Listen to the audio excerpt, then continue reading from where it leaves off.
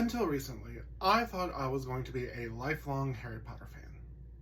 I discovered the series when I was 11 years old, right after I had lost my father, and I really felt the series had helped lift me out of my depression at the time. And I was certain that until my dying day, this was going to be something that I can turn to get me out of a dark place. However, within the recent 11 years, that has changed quite drastically.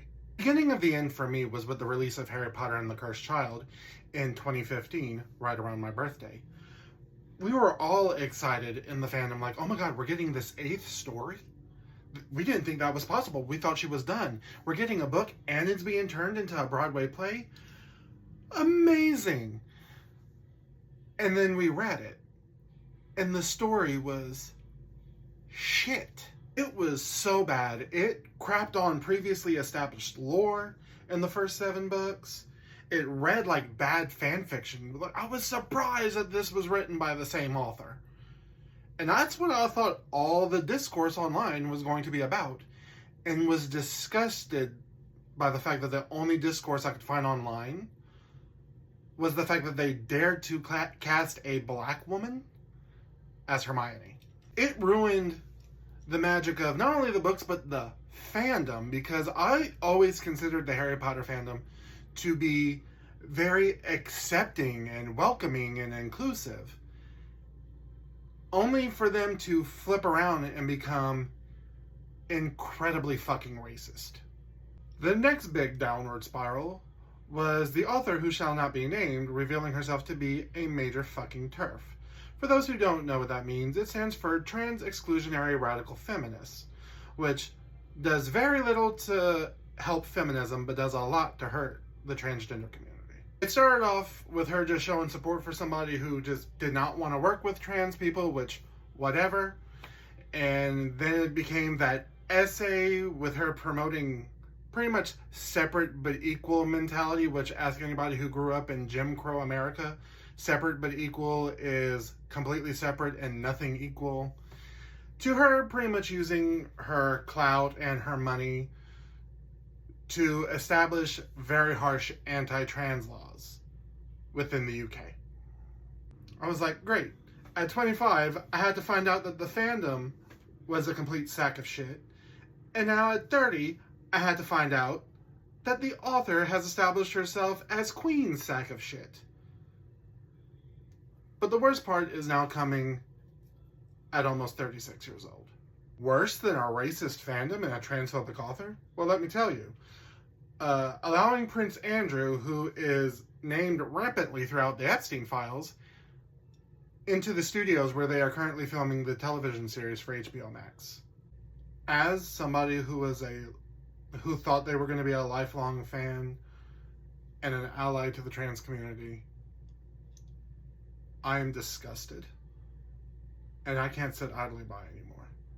You can't appeal to the empathy or sympathy of the fandom. They have none.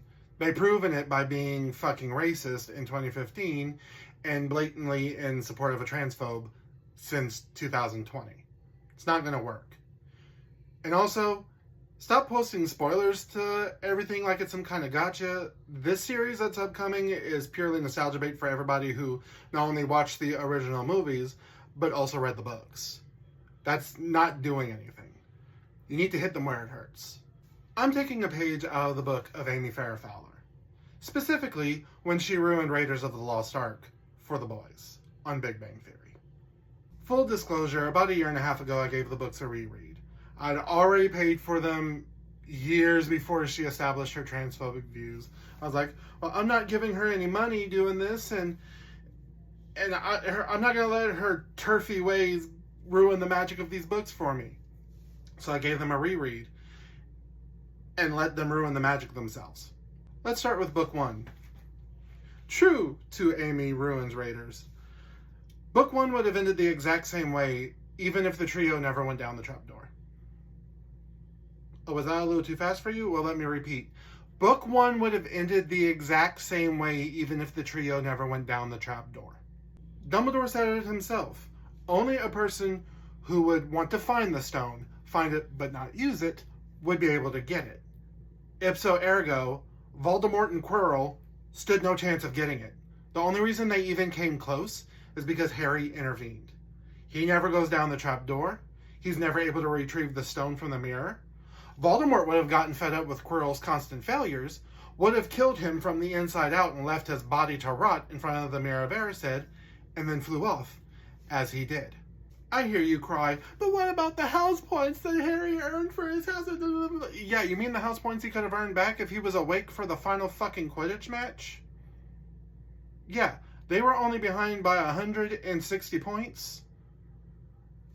Harry could have earned that back easily by waiting for them to be 20 points ahead and then catching the fucking snitch.